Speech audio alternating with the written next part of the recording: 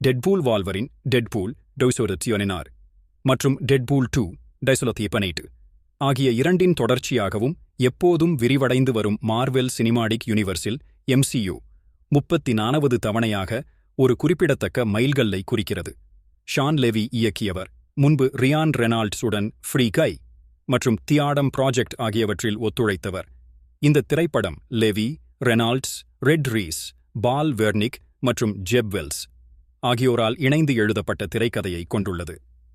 Reynolds மற்றும் Haq Jackman ஆகியோர் முறையே டெட்பூல் மற்றும் வால்வரின் போன்ற அவர்களின் சின்னமான பாத்திரங்களை மீண்டும் நடிக்கின்றனர். எம்மா கொரின் மற்றும் மேத்யூ மக்ஃபேடியன் ஆகியோர் நடிகர்களுடன் இணைந்தனர்.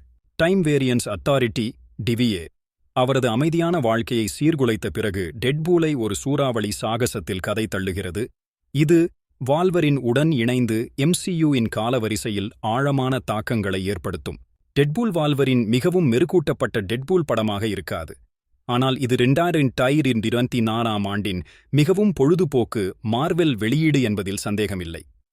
ஷான் லெவி இயக்கிய ஆக்ஷன் காட்சிகள் டெட்பூல் 2 இன் உயரத்தை எட்டவில்லை. இயக்கியது டேவிட் லீட்ச்.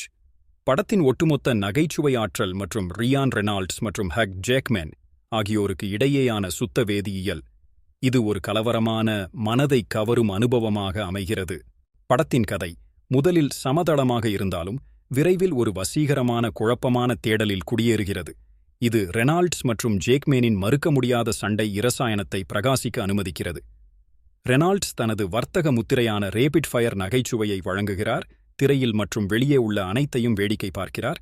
அதே நேரத்தில் ஜேக்மேன் திறமையாக வால்வரின் ஒரு புதிய பரிமாணத்தை கொண்டு வருகிறார், ஒரு முரட்டுத்தனமான சுயமரியாதை நகைச்சுவையை ரெனால்ட்ஸின் மூர்க்கத்தனத்தை முழுமையாக பூர்த்தி செய்கிறார்.